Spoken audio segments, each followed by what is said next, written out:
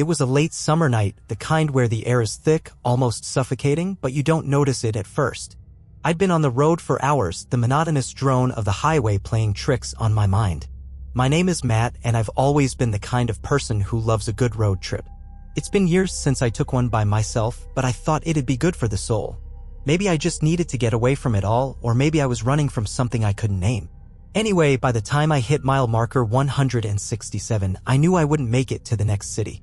The engine of my car was starting to sputter, and there wasn't a single gas station in sight for miles. The night was growing colder, the highway dimmer, until finally I saw it, a small, rundown motel, the kind of place you'd only stop at if you had no other option. The flickering neon sign was my beacon of hope. I pulled into the parking lot, gravel crunching under the tires. The place looked like it hadn't seen a guest in years. There was no one at the front desk when I walked in, just a bell that made a hollow sound when I rang it. Seconds later, a man appeared from the back, his clothes a little too worn for comfort. "You need a room?" he asked in a raspy voice, not bothering with pleasantries. "Yeah, just one night," I replied, trying to hide the unease creeping up my spine. He handed me the key, his fingers cold, his eyes darting around like he was trying to avoid something. I didn't ask any questions, just paid and took the key. Room 13. The room was just as you'd expect. A bed with stained sheets, a flickering light overhead, and an overpowering smell of something I couldn't quite place. But I was tired, and at that point, I just needed to sleep. I locked the door behind me and threw my bag on the floor. There was something oddly unsettling about the place, though. It wasn't just the shabby condition. It felt like something was watching me. Something in the corners, in the walls, in the creaks of the floorboards. I tried to ignore the feeling, but then the lights went out. At first, I thought it was a power outage, but then I heard it. The sound of footsteps outside my door. Soft, deliberate. I wasn't alone. I stood still, my breath shallow, not wanting to make a sound. The footsteps stopped right outside my door. My heart was racing, pounding against my chest like it was trying to break free. I debated whether to open the door, whether to call out and see who was there. But something in my gut told me that wouldn't be a good idea. Then came a knock. Not a normal knock, though. It was slow, deliberate. 3 sharp raps, then silence. My hand instinctively reached for the lock, but I froze. It was too quiet, too still. There was no way someone would be standing out there waiting for me to answer without making a sound. Suddenly, the air in the room grew colder, the temperature dropping like a stone into the abyss. I could see my breath, my fingers trembling as I pulled the blanket tighter around me. I turned my attention to the window, hoping to see something, anything that could explain this. The curtains were drawn, but I could still see a sliver of light from the flickering neon outside. The shadows moved like they were alive, dancing on the walls. That's when I heard it again. A whisper. Soft like a breeze. Room 13, I spun around, my eyes darting to the door. The knock was gone, but the whisper lingered. It felt like it came from the walls themselves, like the motel was breathing with me, feeding off my fear. I took a deep breath and reached for the door handle. My mind was screaming at me to run, but my body moved on its own accord. My hand gripped the cold metal, and before I could stop myself, I twisted the knob and swung the door open. No one was there. Just the empty, silent hallway. The air was thick with dust, and the only sound was the faint hum of the air conditioning far down the corridor. I stepped out cautiously, my footsteps muffled against the faded carpet. I didn't know what I was looking for, an answer, an explanation, a way out. But as I walked further down the hallway, I couldn't shake the feeling that something was following me. The door to room 12 was slightly ajar. I froze as I passed it, a chill running down my spine. There was a faint sound coming from inside. Low, guttural, like someone or something was breathing heavily. I was about to turn away when I heard a loud thud, followed by the unmistakable sound of someone or something dragging itself across the floor. Without thinking, I reached out and pushed the door open, my heart pounding in my ears. What I saw inside made my blood run cold. The room was darker than the rest of the motel, and the only light came from a flickering bulb above the bathroom door. The smell was suffocating, like rotting wood and old, stale air. At first, I didn't see anything unusual, but then I heard it again. That dragging sound, slow and heavy, like something was struggling to move. I stepped forward, my pulse racing, trying to see into the dim light. And that's when I saw it. In the far corner of the room, a figure was crouched low to the ground. Its back was to me, and it was dragging something across the floor. Something that was too heavy to be just a pile of clothes. something that looked like a body. I couldn't breathe, my legs frozen to the spot. It wasn't human. The figure was too hunched, its limbs too long, too thin. The bones in its arms jutted out unnaturally, and its head, its face, it wasn't right. It turned slightly, just enough for me to catch a glimpse of its face in the weak light. Its eyes were black, no whites, just endless voids of darkness. And its mouth, it was stretched too wide, like it was never meant to be that way. My stomach churned. The air around me felt like it was pressing down, suffocating me. I wanted to scream, but the sound wouldn't come. My feet were still stuck to the ground as if something invisible was holding me in place.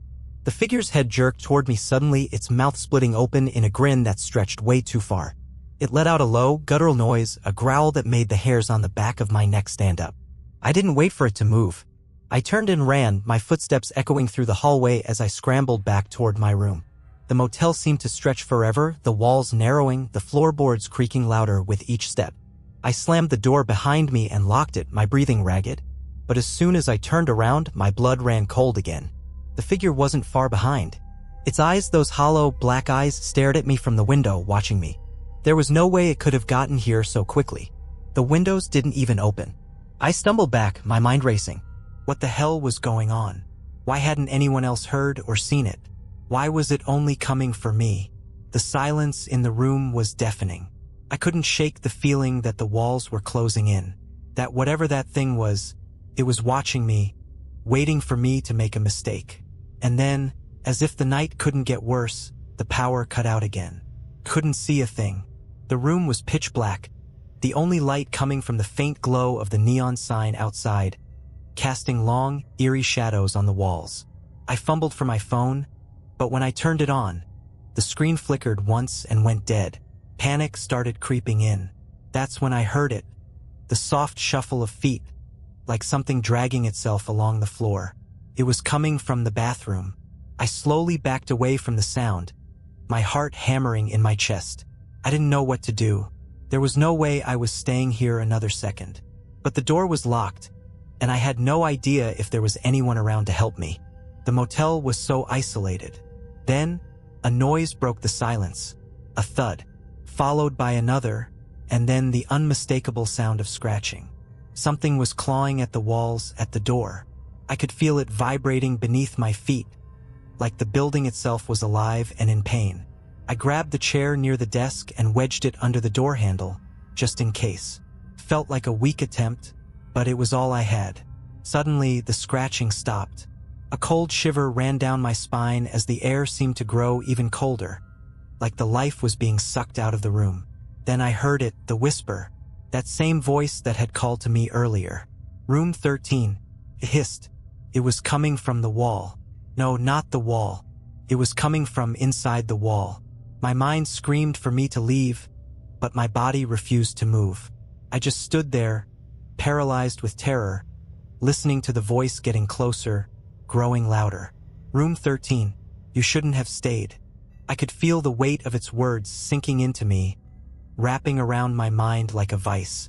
I thought about the man at the front desk, the one who had handed me the key. He had looked at me strangely, like he knew something was wrong but didn't want to say it. Had he known what I was walking into? Was I the latest victim? Or had I been brought here for something else entirely? The whisper continued, louder now, almost mocking. And then it stopped. A silence fell, but it wasn't peaceful. It was a suffocating, thick silence that made every hair on my body stand on end. I didn't want to turn around. I didn't want to look at the window, but something compelled me. Slowly, I turned, and there it was again. The face. It was pressed against the window, so close that I could see every grotesque detail. The long, twisted fingers clawing at the glass, the skin stretched too thin over the bones, the wide, too long mouth that opened impossibly wide to reveal row upon row of sharp, jagged teeth. It wasn't just staring at me anymore. It was smiling. And then the window shattered. The glass shattered in a burst of sound that made my ears ring. I staggered backward, the fragments of the window scattered across the floor like sharp, jagged teeth. My heart was in my throat, and all I could think about was getting out of there, out of this room, out of this place, before whatever that thing was could get in. But then, through the hole in the window, I saw it, its face, its twisted features staring back at me impossibly close, like it had been waiting for me to make a mistake. I wanted to scream, but my voice was caught in my throat. I looked down at the floor, at the sharp shards of glass beneath my feet. But it was too late. I felt the air around me shift, the temperature had dropped even further, and the shadows in the room seemed to grow, stretching toward me like they were alive. I turned to run, but the door was already open. The chair I had wedged under the knob was gone, and standing in the doorway was the thing, its long, bony fingers gripping the frame as it peered into the room, its eyes locked on mine. It didn't move. It didn't make a sound. It just watched me, grinning that impossibly wide grin. I stumbled back, my legs weak, my breath coming in short, ragged gasps. The only thing I could think of was to get away, to get out of the room, to find a way to escape this nightmare. But no matter how fast I ran, no matter how far I tried to go, I felt like I was trapped in a maze, like the walls were closing in. The thing took a step forward, and that's when I heard a voice. A real voice. A human voice. "Matt." I froze, turning toward the sound. It was the man from the front desk. He stood in the hallway, looking calm, almost detached, as if he were watching some kind of strange play unfold. "Don't run," he said, his voice eerily calm. "It's already too late." I didn't know what he meant by that, but I didn't have time to figure it out. The thing in the doorway took another step, then another, and then it lunged. I didn't even have time to scream. Everything went black. I don't know how long I was unconscious.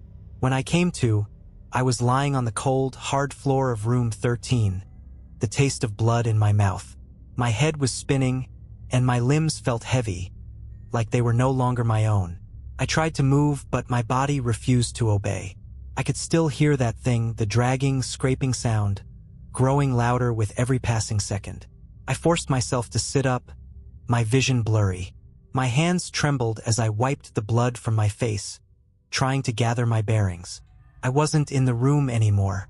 The walls around me had changed. The faded wallpaper had peeled away, revealing cold concrete beneath it. The floor was wet, no, not wet, sticky. It was like the entire place was soaked in something thick and dark. And the smell. The smell was worse now, stronger, more pungent. It was the scent of rot, of decay. The air felt suffocating, as if the very room was choking me. Then I saw it. It was standing in the corner, just outside the flickering light's reach. The thing. Its eyes, those voids of darkness, were fixed on me, unblinking. Its body was more twisted now, more wrong. Its skin was pale, stretched tight over its bones, and its limbs had grown longer, thinner. It was crouched low, just waiting, watching me with that twisted grin. I wanted to scream, but the words wouldn't come. My throat was too tight, too dry. I could feel it. It was closing in on me, tightening its grip on my mind. The man at the front desk, he was gone. I couldn't see him anywhere. The hallway was empty. But there was something else. A soft whisper coming from the walls. From the ceiling. From the very floor beneath me. Room 13. It wasn't just a voice anymore. It was everywhere. It was in my head. I managed to force myself to my feet, stumbling toward the door. My breath came in shallow gasps, my hands slick with sweat. I didn't care what was outside anymore. I just needed to get out of this room. This motel. But as I reached for the door handle, it clicked. It locked. From the outside. I turned back to face the creature, my heart in my throat. It was closer now, its sharp, ragged breath filling the room. I could hear the scrape of its claws against the floor as it crawled toward me. Its mouth opened wide, impossibly wide. I backed away, but there was nowhere to go. The walls were closing in. The air was thick with a suffocating darkness that I couldn't escape. And then, from the corner of my eye, I saw it. A figure in the hallway. A man standing just outside the room, staring at me. His eyes, empty, hollow, the same as the creature's, locked onto mine. "Help me," I whispered, but the words barely escaped my lips. The figure didn't move. Didn't speak. I realized too late that I wasn't the one being watched. I was the one being hunted. The creature lunged. I didn't even have time to react. Its long, twisted arms reached out, fingers like claws, and it grabbed me with a strength I couldn't even comprehend. My body went limp in its grip as it pulled me toward its gaping mouth. The stench of death, of rot, filled my nostrils, making me gag. Its teeth scraped against my skin, cold and sharp, like they were designed to tear through flesh. I fought back, struggling against the thing's grasp, but it was too strong. My vision blurred as I tried to pry its fingers off, but it was no use. I was going to die here, in this godforsaken motel, with no one around to hear me scream. Then suddenly, the pressure on me loosened. The thing's grip faltered for a moment and I fell to the ground, gasping for air. I didn't waste any time.